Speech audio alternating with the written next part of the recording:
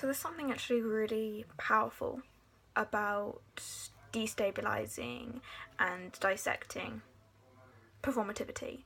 Performativity is something we have actually seen for quite a while now and throughout history, and I only kind of really started sparking an interest and kind of knowledge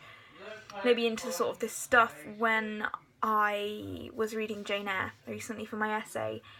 And within that, I was looking at ideas of the split self, notably to do with the social and the psychological. And within that came the idea of the public and private self, which was kind of a custom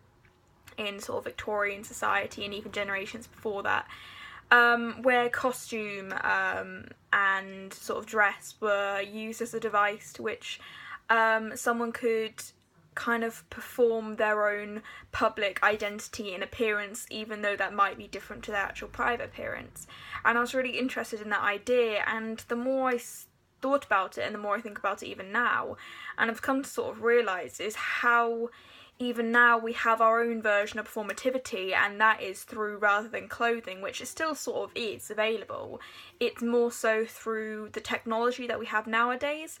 Particularly social media. So what we've usually found is that there's the Facebook stories, Instagram stories and Snapchat stories, as well as just the general accounts, but I think through the help of the actual stories themselves, it's used as a device by us as a way of kind of maybe self-centeredly, egotistically showing off. It's all about a performativity of trying to show others what is happening in our life, and we do so in a glamorous way, because we kind of want to show people that the lives that we're living are actually quite valuable and interesting, because otherwise it wouldn't interest anybody else. So we kind of do it the way the media does advertisements, and we want to try and get a message across that actually we are cool people, or maybe that we have changed if it's on Facebook stories and we kind of upload something to show that we're actually different to the person we were back in school, who might have been more quiet, shy and the not cool person, but actually now we've kind of changed and the tables have turned. And trying to kind of get into that is actually really interesting, and you can kind of see how despite the changes in history, we're still kind of going through the thought processes and the same concepts that the Victorians did, particularly this idea of performativity, because we're still finding a need in society to present a part of ourselves that isn't necessarily reflective of our private and real identity. Constantly, we're a lot of people trying not to show their emotions, and of course we know that deep down inside that most human beings are emotional, and that's not to say that someone can't, it's not to say that that doesn't exist, that a person can't necessarily feel emotional, but somewhere deep down there's always going to be that sort of thing, and that's just part of the human condition, that's just part of who we are as human beings, and you can't really take that away from sort of our chemical makeup. And even with that, we kind of, the idea of the mask and what we do when we kind of interact with other people, again, we use that in social media to show that actually, no, we're these focus-driven people that are focusing our thoughts and processes on different things that we like. It can be emotions, or other times it's about us trying to maybe bury that and show that, no, we actually are indifferent to a lot of things. We're cool, we're collected, we're the type of people that others would be interested in being friends with and getting to know, because we're not,